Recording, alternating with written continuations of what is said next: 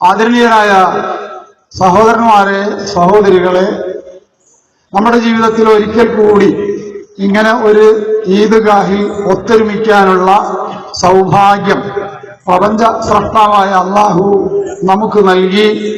അവനെ നമ്മൾ സ്തുതിക്കുന്നു. അൽഹംദുലില്ലാഹ്. നാടിന്റെ നാനാഭാഗങ്ങളിലുള്ള പള്ളികളിൽ നിന്നും വീടുകളിൽ നിന്നുമൊക്കെ നമ്മൾ ഉച്ചത്തിൽ കേൾക്കുന്ന ഒരു തക്ബീർ ധ്വനിയാണ് ഞാൻ ഈ പ്രസംഗത്തിന്റെ ആദ്യത്തിൽ നിങ്ങളെ കേൾപ്പിച്ചത്. അതിൽ പറയുന്നത് അല്ലാഹു അക്ബർ, അല്ലാഹു അക്ബർ, അല്ലാഹു അക്ബർ. അഥവാ അല്ലാഹു ആകുന്നു ഏറ്റവും മഹാൻ. നമ്മളൊക്കെ ചെറുതാണ് എന്നാണ് ആ പറഞ്ഞതിന്റെ ചുരുക്കം. അല്ലാഹു ആകുന്നു മഹാൻ. അതിന്റെ രണ്ടാമത്തെ ഭാഗം ലാ ഇലാഹ ഇല്ലല്ലാഹു അല്ലാഹു അക്ബർ. അല്ലാഹു അല്ലാതെ ആരാധനക്കർഹനായി ആരുമില്ല, അവനാകുന്നു ഏറ്റവും മഹാൻ. അതാണ് അതിന്റെ രണ്ടാമത്തെ ഭാഗം. അതിന്റെ മൂന്നാമത്തെ ഭാഗം അല്ലാഹു അക്ബർ വലില്ലാഹിൽ ഹംദ്. അല്ലാഹു ആകുന്നു മഹാൻ, അവനാകുന്നു സർവസ്തുതികളും. പ്രിയമുള്ളവരെ, ഈ സമയത്തെക്കുറിച്ച് നിങ്ങളെപ്പോലെ എനിക്കും നല്ല ബോധ്യവുമുണ്ട്. അതുകൊണ്ട് അധികം വലിച്ചു നീട്ടിയൊക്കെ പറയാതെ ഈ തക്ബീറിന്റെ ഈ 3 ഭാഗങ്ങളെ വളരെ ചെറുതായ രീതിയിലൊന്ന് വ്യാഖ്യാനിക്കുക മാത്രമാണ് ഈ അവസരത്തിൽ ഞാൻ ചെയ്യുന്നത്. അള്ളാഹു അനുഗ്രഹിക്കുമാറാവട്ടെ. അതിലെ ആദ്യത്തെ ഭാഗമാണ് അല്ലാഹു അക്ബർ, അല്ലാഹു അക്ബർ, അല്ലാഹു അക്ബർ. അല്ലാഹു ആകുന്നു മഹാൻ, അല്ലാഹു ആകുന്നു മഹാൻ. അതിങ്ങനെ പറഞ്ഞതുകൊണ്ട് കാര്യമില്ലല്ലോ. അതിന്റെ ഉള്ളിലുള്ള പൊരുൾ എന്താണെന്നുള്ളത് നമ്മളൊന്ന് മനസ്സിലാക്കണം. അനന്തമായ ആകാശവീഥികളിൽ കോടാനുകോടി നക്ഷത്രങ്ങൾ കൂട്ടിമുട്ടാതെ സഞ്ചരിച്ചു കൊണ്ടിരിക്കുന്നത് നമുക്കറിയാവുന്ന ഒരു കാര്യമാണ്. നമ്മൾക്ക് പരിചയമുള്ള ഒരു കവലയിൽ സർക്കാർ ഒരു പോലീസ് ഉദ്യോഗസ്ഥനെ നിശ്ചയിച്ചിട്ടുണ്ട്. എന്തിനാണെന്നറിയോ? തെക്ക് നിന്നും വടക്ക് നിന്നും കിഴക്ക് നിന്നും പടിഞ്ഞാറ് നിന്നും വരുന്ന വാഹനങ്ങൾ കൂട്ടിയിടിക്കാതിരിക്കാൻ വേണ്ടി വേതനം പറ്റുന്ന ഉദ്യോഗസ്ഥനെ നിർത്തി അയാൾ സിഗ്നലുകൾ കൊടുക്കുന്നു. അയാളില്ലാത്ത സ്ഥലങ്ങളിൽ ഇലക്ട്രോണിക് സിഗ്നലുകൾ മുഖേന അപകടങ്ങൾ നിയന്ത്രിക്കുന്നു. ഇത് നമുക്കറിയാം. പക്ഷെ അനന്തമായ ആകാശവീഥികളിൽ കോടാനുകോടി നക്ഷത്രങ്ങൾ കൂട്ടിമുട്ടാതെ സഞ്ചരിക്കുന്നതിന് വേണ്ടി അവിടെ വേതനം പറ്റുന്ന ഉദ്യോഗസ്ഥന്മാരില്ല. അത് നമ്മളൊന്ന് മനസ്സിലാക്കണം. അപ്പോൾ അല്ലാഹു വിശുദ്ധ ഖുർആനിലൂടെ പറയുന്നുണ്ട്, വസഖറ ലക്കുമുൽ ലൈല വന്നഹാറ വശംസ വൽ ഖമർ. രാവിനെയും പകലിനെയും സൂര്യനെയും ചന്ദ്രനെയും മനുഷ്യരെ നിങ്ങൾക്ക് വേണ്ടി ഞാൻ അധീനപ്പെടുത്തി തന്നിരിക്കുന്നു എന്ന് പറഞ്ഞിട്ട് തൊട്ടടുത്ത് പറയുന്നത് വന്നുജൂമു മുസഖറാത്തും ബി അംരിഹി. നക്ഷത്രങ്ങളാവട്ടെ അവന്റെ കൽപ്പനയാൽ അതിങ്ങനെ നിയന്ത്രിക്കപ്പെട്ടുകൊണ്ടിരിക്കുന്നു. ഇന്ന ഫീ ദാലിക ലആയാത്തിൻ ലിഖൗമി യഅഖിലൂൻ. ചിന്തിക്കുന്ന ജനങ്ങൾക്കതിൽ ദൃഷ്ടാന്തമുണ്ട് എന്നാണ് പറയുന്നത്. പ്രിയമുള്ളവരെ, നമ്മൾ ജീവിക്കുന്ന ഈ പ്രപഞ്ചം വളരെ വ്യവസ്ഥാപിതമായിട്ടുള്ള ഒരു പ്രപഞ്ചമാണ്. വളരെ സിസ്റ്റമാറ്റിക് ആണ് ഈ പ്രപഞ്ചം. ചില ആളുകൾ പറയാറുണ്ട്, എന്തിനാണ് ഒരു ദൈവത്തിന്റെ ആവശ്യം? ഞങ്ങളല്ലേ ഗ്രഹണം പ്രവചിക്കുന്നത്? വരാൻ പോകുന്ന വർഷങ്ങളിൽ സംഭവിക്കാൻ പോകുന്ന ഗ്രഹണം ഞങ്ങൾ കൃത്യമായി പ്രവചിക്കുന്നില്ലേ? അതൊക്കെ ശരിയാണ്. 2031 മെയ് 21-ാം തീയതി ഈ കേരളത്തിൽ പരിപൂർണമായിട്ടുള്ള സൂര്യഗ്രഹണം വരുന്നുണ്ട്. അത് കൊച്ചിയിലും ആലപ്പുഴയിലും കോട്ടയത്തും ഒക്കെ കാണാം. ഇത് 2031 വരാനിരിക്കുന്ന ഒരു ഗ്രഹണത്തിന്റെ പ്രവചനമാണ് ഞാൻ പറഞ്ഞത്. ഇത് മനുഷ്യന് കഴിയും. മനുഷ്യന് കണക്കുകൂട്ടി നിർണ്ണയിക്കാൻ കഴിയുന്നത് മാത്രമല്ല, 100 ചില്ലാനം വർഷം കഴിഞ്ഞിട്ട് ഭൂമിയിലേക്ക് പതിക്കാൻ പോകുന്ന സ്വിഫ്റ്റ് ടെട്ടിൽ എന്ന് പറയുന്ന ഒരു ധൂമകേതു എപ്പോൾ അത് പതിക്കുമെന്ന് വളരെ കൃത്യമായി പ്രവചിച്ചിരിക്കുന്നു. പ്രിയമുള്ളവരെ, 2126 ജൂലൈ 12-ന് ഈ ഭൂമിയിൽ അത് പതിക്കുമ്പോൾ എത്ര ആളുകൾ ജീവിച്ചിരിക്കുമെന്ന് കണക്കാക്കാൻ ശാസ്ത്രജ്ഞന്മാർക്ക് കഴിയില്ല. അത്രയും ഭയാനകമായിട്ടുള്ളൊരു സംഭവമായിരിക്കും അത്. ഞാൻ ഈ പറഞ്ഞത് എന്തിനെന്ന് ചോദിച്ചാൽ, ചില ആളുകൾ പറയാറുള്ളത്, ഇത്തരത്തിലുള്ള ഗ്രഹണങ്ങളൊക്കെ പ്രവചിക്കാൻ ഞങ്ങൾക്കാകുമല്ലോ, പിന്നെ എന്തിനാ നിങ്ങൾക്ക് ഒരു അല്ലാഹു? നിങ്ങൾക്കൊരു അല്ലാഹു അക്ബർ. എന്താണ് അതിന്റെ ആവശ്യം? പ്രിയമുള്ളവരെ, ഇത്തരത്തിലുള്ള ഗ്രഹണങ്ങൾ പ്രവചിക്കാൻ കഴിയുന്നത് എന്തുകൊണ്ട്? അങ്ങനെയുള്ള പ്രപഞ്ച സൃഷ്ടാവായ അല്ലാഹു ഈ ചന്ദ്രനും സൂര്യനും നക്ഷത്രങ്ങൾക്കും വ്യവസ്ഥാപിതമായിട്ടുള്ള ഒരു സ്പീഡ് നിർണയിച്ചിട്ടുള്ളത് കൊണ്ടാണ് അത് നമുക്ക് പ്രവചിക്കാൻ കഴിയുന്നത്. നമുക്കറിയാം, ഗുരുവായൂരിൽ നിന്ന് പുറപ്പെടുന്ന ഒരു ലിമിറ്റഡ് സ്റ്റോപ്പ് ഫാസ്റ്റ് പാസഞ്ചർ ഈ കൊപ്രക്കളം സെന്ററിൽ എപ്പോഴെത്തുമെന്ന് വളരെ കൃത്യമായി നമുക്ക് പ്രവചിക്കാൻ കഴിയുന്നത് എന്തുകൊണ്ടാണ്? അതിനൊരു കൃത്യമായ സ്പീഡുണ്ട്. ഗുരുവായൂരിൽ നിന്ന് കൊപ്രക്കളത്തേക്ക് കൃത്യമായ 1 കിലോമീറ്റർ ഉണ്ട്. അതറിയുന്ന ആളുകൾക്ക് കണക്ക് കൂട്ടിയാൽ അത് നിർണയിക്കാൻ കഴിയും. അതുകൊണ്ട് ഗ്രഹണം പ്രവചിക്കാൻ കഴിഞ്ഞതുകൊണ്ട് ഈ അല്ലാഹു എന്ന് പറയുന്ന മഹാശക്തി, പ്രപഞ്ച സൃഷ്ടാവായ റബ്ബ് ഔട്ടാവുകയില്ല എന്ന് മനസ്സിലാക്കി തരാൻ വേണ്ടിയാണ് ഞാനിത് പറഞ്ഞത്. അല്ലാഹു വിശുദ്ധ ഖുർആനിൽ പറയുന്നുണ്ട്, അശംസു വൽ ഖമറു ബിഹുസ്ബാൻ, സൂര്യനും ചന്ദ്രനും സഞ്ചരിക്കുന്നത് എങ്ങനെയെങ്കിലുമല്ല. ബിഹുസ്ബാൻ എന്ന് പറഞ്ഞാൽ വളരെ കൃത്യമായ കണക്കിന്റെ അടിസ്ഥാനത്തിൽ. നമ്മൾക്കൊന്നും അതിന്റെ കണക്കിനെ ചേഞ്ച് ചെയ്യാൻ കഴിയില്ല. ലോകത്തിലെ എല്ലാ ശാസ്ത്രജ്ഞന്മാരും വിചാരിച്ചാലും സൂര്യന്റെ സ്പീഡിൽ, സഞ്ചാരപഥത്തിൽ മാറ്റം വരുത്താൻ കഴിയില്ല. അതാണ് അല്ലാഹു അക്ബർ എന്ന് നമ്മൾ പറഞ്ഞതിന്റെ പൊരുൾ. അത് വ്യാഖ്യാനിക്കാൻ ഒരുപാടുണ്ട്. ഇനി നിങ്ങൾ നോക്ക്, മനുഷ്യന്റെ അത്ഭുതകരമായിട്ടുള്ള സൃഷ്ടിപ്പിലേക്കൊന്ന് വരുമ്പോൾ ഇന്ന് ലോകത്ത് ഏകദേശം 800 കോടി ജനങ്ങളുണ്ട്. ഇപ്പോൾ അല്ലാഹു വിശുദ്ധ ഖുർആനിലൂടെ പറയുന്നു, യാ അയ്യുഹന്നാസ്, അല്ലയോ മനുഷ്യരെ, ഉഅ്ബുദൂ റബ്ബകുമുല്ലദീ ഖലഖകും, നിങ്ങളെ സൃഷ്ടിച്ച റബ്ബിനെ നിങ്ങൾ ആരാധിക്കുക, വല്ലദീന മിൻ ഖബലിക്കും, നിങ്ങൾക്ക് മുമ്പുള്ളവരെ. അപ്പൊ ഇപ്പൊ 800 കോടി ജനങ്ങൾ ലോകത്തുണ്ട്. മുമ്പ് 800 കോടിയോ അതിൽ കൂടുതലോ ആളുകൾ കഴിഞ്ഞു പോയിട്ടുണ്ട്. ഇനി വരാൻ പോകുന്ന 800ഓ അതിലധികമോ കോടി ജനങ്ങളെ സൃഷ്ടിച്ചത് ശാസ്ത്രജ്ഞന്മാരല്ലല്ലോ. ഒരു ശാസ്ത്രജ്ഞനും ഇന്ന് വരെ ഞാനാണ് ഒരു ജീവനെ സൃഷ്ടിച്ചത് എന്ന അവകാശവാദവുമായി വന്നിട്ടില്ല. അതുകൊണ്ട് അല്ലാഹു അക്ബർ, അവനാകുന്നു മഹാൻ, അല്ലാഹു ആകുന്നു മഹാൻ. മനുഷ്യ ശരീരം എന്ന് പറയുന്നത് തന്നെ അത്ഭുതകരമാണ്. പ്രിയമുള്ളവരെ, കോടിക്കണക്കിന് DNA കൊണ്ട് നിർമ്മിക്കപ്പെട്ടതാണ് എന്റെയും നിങ്ങളുടെയും ശരീരകോശങ്ങൾ. അതിൽ ഒരു DNA-യുടെ രാസസൂത്രം എഴുതാൻ 200 പേജുള്ള 1000 പുസ്തകങ്ങൾ വേണം ഒരെണ്ണത്തിന്റെ രാസസൂത്രം എഴുതാൻ. അപ്പൊ കോടാനുകോടി DNA-യുടെ രാസസൂത്രം എഴുതാൻ നിങ്ങളുടെ ഹൈപ്പർ മാർക്കറ്റിലും സൂപ്പർ മാർക്കറ്റിലുമുള്ള നോട്ട് പുസ്തകങ്ങളെല്ലാം തീർന്നു പോകും.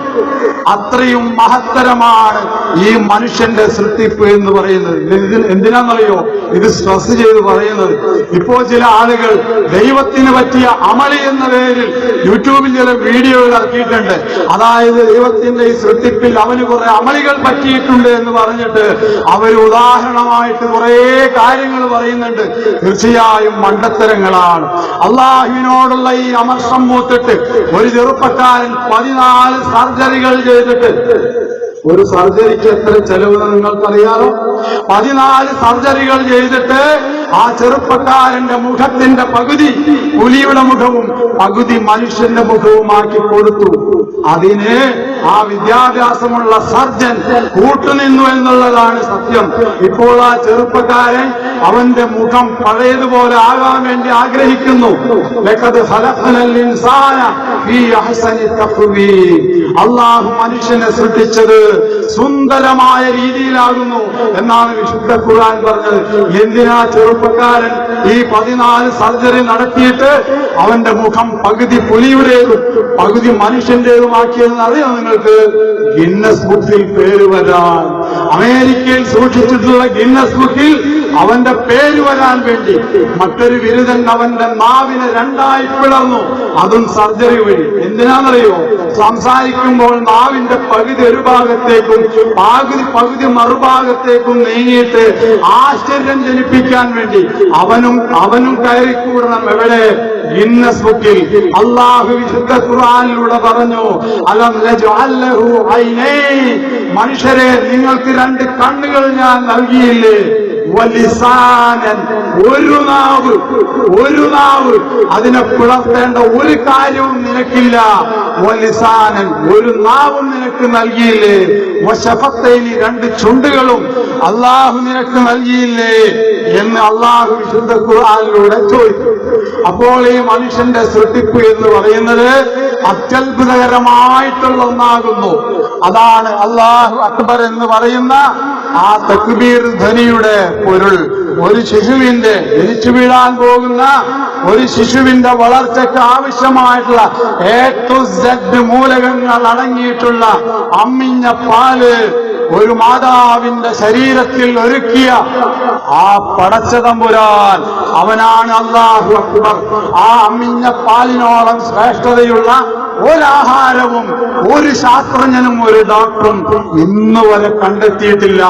അതൊരു ശ്രേഷ്ഠകരമായ ഭക്ഷണം എന്ന് മാത്രമല്ല, ഡോക്ടേഴ്സ് അതിനെക്കുറിച്ച് ഇപ്പോൾ പറയുന്നത് പ്രസവാനന്തരം ഒരു സ്ത്രീയുടെ ഗർഭപാത്രം പൂർവസ്ഥിതി പ്രാപിക്കുന്നത് ഈ മുലയൂട്ടൽ എന്ന് പറയുന്ന പ്രക്രിയ സഹായകമാക്കുന്നു എന്ന് മാത്രമല്ല, മാതൃശിശു സ്നേഹബന്ധം മുലപ്പാലൂട്ടുന്നതിലൂടെ കൈമാറ്റം ചെയ്യപ്പെടുന്നു എന്നുവരെ കണ്ടെത്തിയിരിക്കുന്നു. അല്ലാഹു അക്ബർ. മനസ്സിലാക്കണം നിങ്ങൾ ഇതിന്റെ പൊരുൾ. ഇതൊക്കെ സംവിധാനിച്ച അല്ലാഹു ഉണ്ടല്ലോ, ആ അല്ലാഹു ഏറ്റവും വലിയവനാകുന്നു. നമ്മളൊക്കെ നിസ്സാരന്മാരാണ്.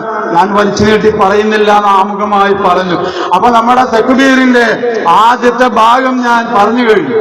രണ്ടാമത്തെ അതിന്റെ ഭാഗം ലാ ഇലാഹ ഇല്ലല്ലാഹു അല്ലാഹു അക്ബർ. അല്ലാഹുവേ, നീയല്ലാതെ ആരാധനക്കർഹൻ ആരുമില്ല, നീയാകുന്നു ഏറ്റവും മഹാൻ. അരങ്ങ് തകർക്കുന്ന അന്ധവിശ്വാസങ്ങൾ കുടികൊത്തി വാഴുന്ന ഒരു നാട്ടിലാണ് നമ്മൾ ജീവിക്കുന്നത്. മുതല ചത്തതിന് അതിനും കേരള സർക്കാരിന്റെ പേരിൽ പോലീസിനെ കൊണ്ട് സല്യൂട്ട് കൊടുപ്പിക്കുന്ന അന്ധവിശ്വാസങ്ങൾ വാഴുന്ന ദൈവത്തിന്റെ സ്വന്തം നാട്ടിൽ ജീവിക്കുന്ന നമ്മളെ സംബന്ധിച്ചിടത്തോളം ഞാൻ ഈ പറയാൻ പോകുന്ന വിഷയത്തിന് വളരെ പ്രാധാന്യമുണ്ട്. ചില ആളുകൾ മരത്തെ പൂജിക്കുന്നു, ചില ആളുകൾ പുണ്യപുഷ്പങ്ങളെ പൂജിക്കുന്നു, ചില ആളുകൾ മൃഗങ്ങളെ പൂജിക്കുന്നു, ചില ആളുകൾ വസ്ത്രം പോലും ധരിക്കാത്ത മനുഷ്യരുടെ മുന്നിൽ ഏറ്റവും ശ്രേഷ്ഠകരമായിട്ടുള്ള അവരുടെ തലച്ചോറെന്ന് പറയുന്ന അവയവം സ്ഥിതി ചെയ്യുന്ന തല വെച്ചു കൊടുക്കുന്നു. എന്തിന്? അനുഗ്രഹത്തിന് വേണ്ടി. അങ്ങനെ മനുഷ്യ ദൈവങ്ങൾ വർദ്ധിച്ചുകൊണ്ടിരിക്കുന്ന ഒരു പ്രത്യേക സാഹചര്യത്തിലാണ് നമ്മൾ ജീവിക്കുന്നത്. മക്കളുണ്ടാവാൻ വേണ്ടി മൺമറഞ്ഞു പോയിട്ടുള്ള മഹാന്മാരുടെ കബറിടങ്ങളിൽ പോയി അർത്ഥിക്കുകയും പ്രാർത്ഥിക്കുകയും ചെയ്യുന്ന ഒരു സമൂഹം നമ്മുടെ കൂട്ടത്തിലുണ്ട്. മഹാനായ ഇബ്രാഹിം നബി അലൈഹിസ്സലാം മക്കളില്ലാതെ പ്രായമായ അവസരത്തിൽ അള്ളാഹിനോട് പ്രാർത്ഥിച്ചു, റബ്ബി ഹബ്ലി മിനസ് സാലിഹീൻ, പടച്ചവനെ സദ്വൃത്തനായ ഒരു സന്താനത്തെ എനിക്ക് നീ നൽകണമേ. ഒരു ശവകുടീരത്തിലേക്കും മഹാനായ ഇബ്രാഹിം നബി അലൈഹിസ്സലാം പോയില്ല. അള്ളാഹിനോട് പ്രാർത്ഥിച്ചു. വബശർനാഹു ബിഗുലാമിൻ ഹലീം, വിവേകിയായ ക്ഷമാശീലനായ ഒരു സന്താനത്തെ, ഇസ്മായിൽ എന്ന് പറയുന്ന ഒരു സന്താനത്തെ അള്ളാഹു ഇബ്രാഹിം നബിക്ക് പ്രദാനം ചെയ്തു എന്ന് പറയുണ്ടായി. അപ്പൊ ചില ആളുകള് ചന്ദ്രൻ ആരാധിക്കുന്നു, സൂര്യൻ ആരാധിക്കുന്നു, ഇങ്ങനെ പല പ്രകൃതി ശക്തികളെയും വണങ്ങിക്കൊണ്ടിരിക്കുന്ന മനുഷ്യന്മാരോട് ഖുർആൻ പറഞ്ഞു, ലാ തസ്ജുദൂ ലിശംസി വലാ ലിൽ ഖമർ, നിങ്ങൾ സൂര്യനെയും ചന്ദ്രനെയും ആരാധിക്കരുത്. വസ്ജുദൂ ലില്ലാഹിൽ ലദീ ഖലഖഹുന്ന, അവയെല്ലാം സൃഷ്ടിച്ച അല്ലാഹു ഉണ്ടല്ലോ, ആ അല്ലാഹുവിനെയാണ് നിങ്ങൾ ആരാധിക്കേണ്ടത്. അതുകൊണ്ടാണ് ഈ തക്ബീറിന്റെ രണ്ടാമത്തെ ഭാഗം ലാ ഇലാഹ ഇല്ലല്ലാഹു അല്ലാഹു അക്ബർ. അല്ലാഹു അല്ലാതെ ആരാധനക്കർഹൻ ആരുമില്ല, അവനാകുന്നു ഏറ്റവും മഹാൻ. അതിന്റെ മൂന്നാമത്തെ ഭാഗം പ്രിയമുള്ളവരെ നിങ്ങൾ ശ്രദ്ധിച്ചിട്ടുണ്ടോ? മൂന്നാമതായി ആ തക്ബീറിൽ പറയുന്നത് അല്ലാഹു അക്ബർ, അല്ലാഹു ആകുന്നു മഹാൻ. വലില്ലാഹിൽ ഹംദ്, സ്തുതികളെല്ലാം അവനാകുന്നു. നമുക്ക് വേണ്ടുന്ന എല്ലാ ആഹാരവും ഇവിടെ ക്രമീകരിച്ച, ഉപരിലോകത്ത് നിന്ന് മഴ വർഷിപ്പിച്ചു തന്ന അള്ളാഹു നമുക്ക് ഒരുപാട് അനുഗ്രഹങ്ങൾ ചെയ്തു തന്നിട്ടുണ്ട്. പ്രിയമുള്ളവരെ, നിങ്ങൾക്കറിയാമോ, ഈ പ്രസംഗിക്കുന്ന ഞാനും എന്റെ വാക്കുകൾ കേട്ടുകൊണ്ടിരിക്കുന്ന നിങ്ങളും ശ്വസിച്ചുകൊണ്ടിരിക്കുന്നു അല്ലേ? ഞാൻ പ്രസംഗിക്കുമ്പോഴും ശ്വസിച്ചുകൊണ്ടിരിക്കുന്നു, നമ്മൾ ഭക്ഷിക്കുമ്പോഴും ശ്വസിച്ചുകൊണ്ടിരിക്കുന്നു. ഓക്സിജൻ വേണം അതിന്. എന്താണ് ഒരു കുറ്റി ഓക്സിജന്റെ വില എന്നറിയോ നിങ്ങൾക്ക്? 700 രൂപ.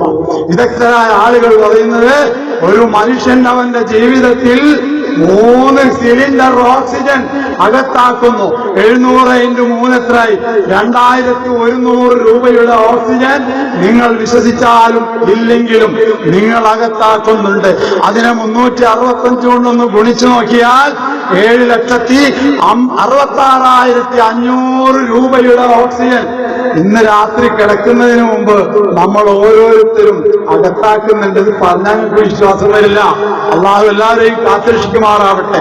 അടിയന്തരമായ ഒരു ആശുപത്രിയിൽ നമ്മൾ കിടക്കേണ്ടി വന്നാൽ അവിടെ നമുക്ക് ഓക്സിജൻ തരും.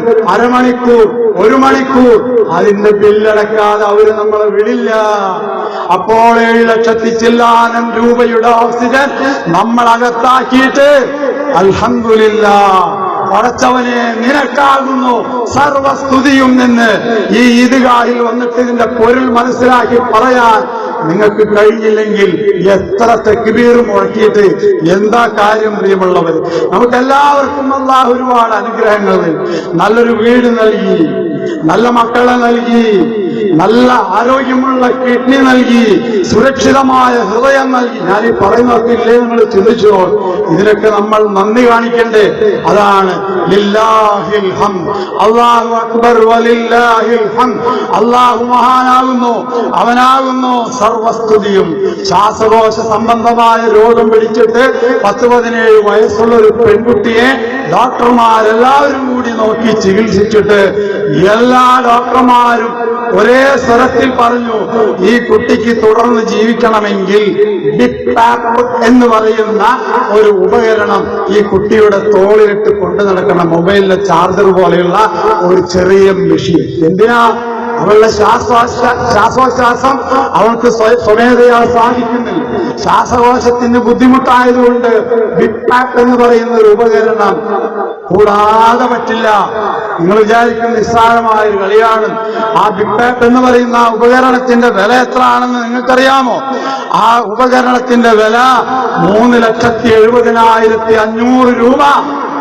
ഒരു പാവപ്പെട്ട കുട്ടിയുടെ രക്ഷിതാവ് ആ കുട്ടിക്ക് ശ്വസിക്കാൻ വേണ്ടി ഇത്രയും കാശ് ചെലവാക്കിയിട്ട് പുറത്തിടുമ്പോൾ, പ്രിയമുള്ളവരെ, നിങ്ങൾക്ക് പറയാൻ തോന്നിയോ അൽഹംദുലില്ലാഹ്, അൽഹംദുലില്ലാഹ്, പടച്ചവനെ നിനക്കാകുന്നു സർവസ്തുതിയും എന്ന് പറയാൻ എനിക്കും നിങ്ങൾക്കും കഴിഞ്ഞിട്ടില്ലെങ്കിൽ ഈ തക്ബീറിന്റെ ധ്വനികൾ ഉരുവിട്ടത് കൊണ്ട് എന്താണ് കാര്യം നമ്മൾ മനസ്സിലാക്കി. ഒരുപാട് കഷ്ടത അനുഭവിക്കുന്ന ആളുകളുണ്ട് ഒരുപാട് പ്രദേശങ്ങളിൽ. ഞാൻ അവിടേക്ക് ഒന്നും പോകുന്നില്ല. ഈ ഈദ്ഗാഹിൽ കൂടിയിട്ടുള്ള നമ്മുടെ സഹോദരന്മാരിൽ പലരും അനുഭവിക്കുന്നുണ്ട് ഒരുപാട് പ്രശ്നങ്ങൾ. അവരുടെ സ്വന്തം ശാരീരികമായ പ്രശ്നങ്ങളും അവരുടെ കുട്ടികളുടെ പ്രശ്നങ്ങളും. പക്ഷേ അവരാരും മറ്റുള്ള സഹോദരന്മാരോടത് പറയാറില്ല. അവരത് കടിച്ചമർത്തുന്നു. അള്ളാഹുവിന് വേണ്ടി അവരത് ക്ഷമിക്കുന്നു.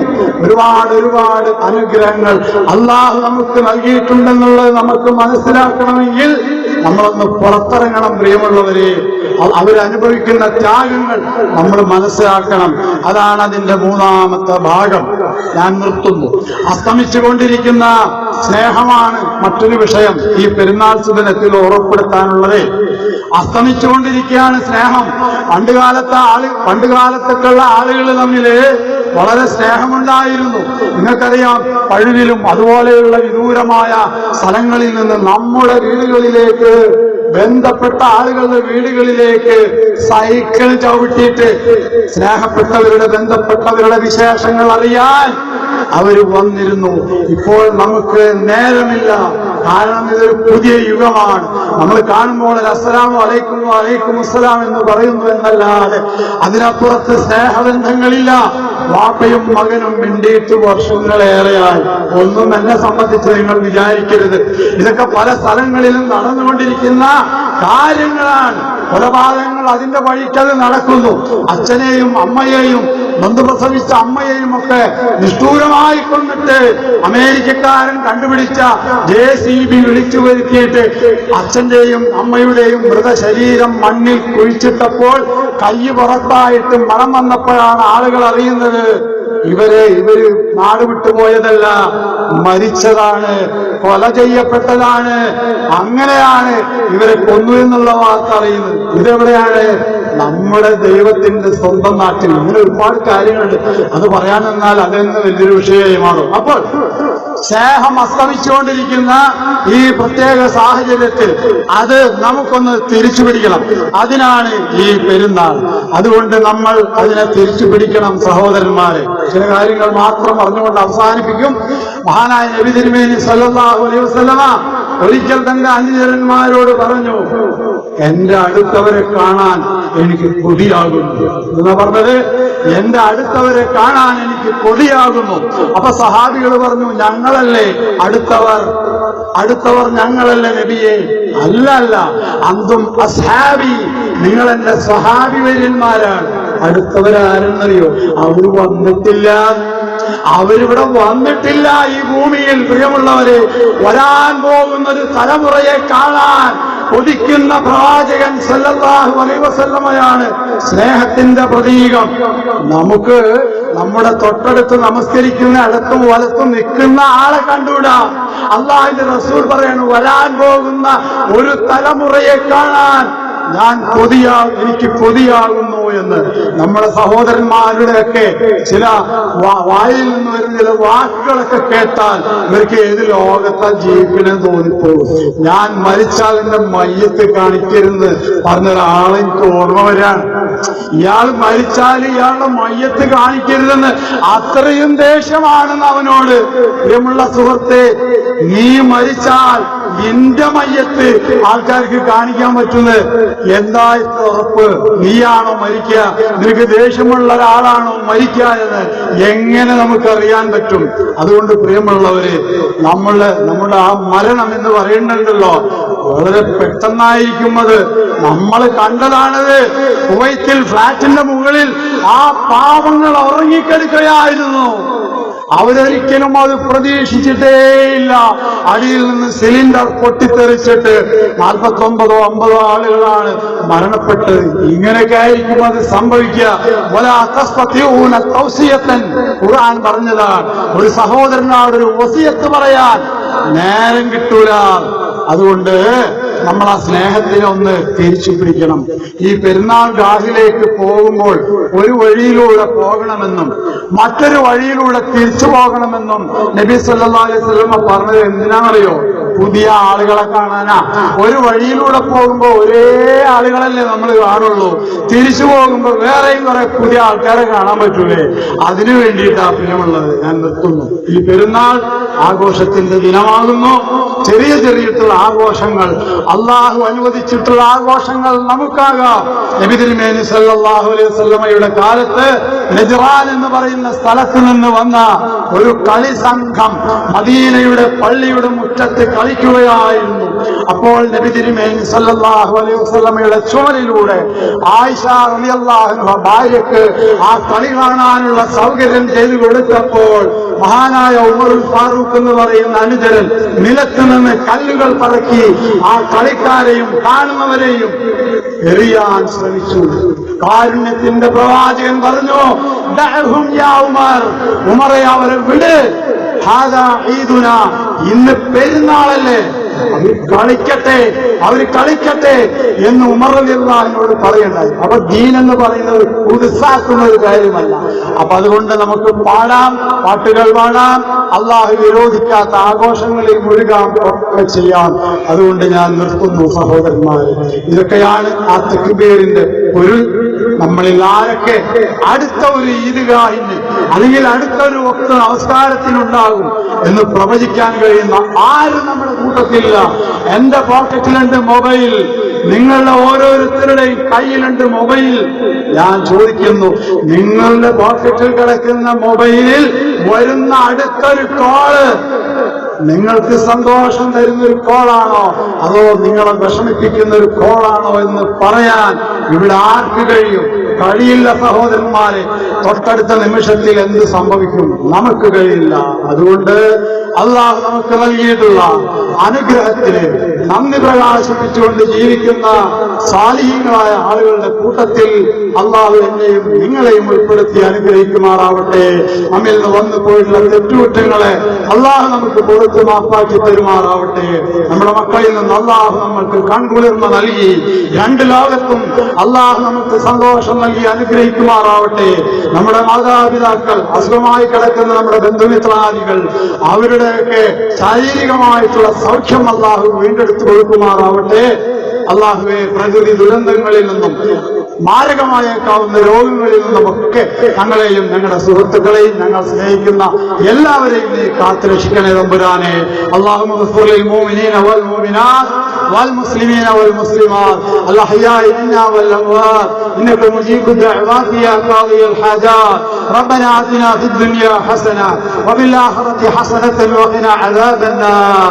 ربنا ظلمنا أنفسنا وإن لم تغفر لنا وترحمنا لنكونن من الخاسرين.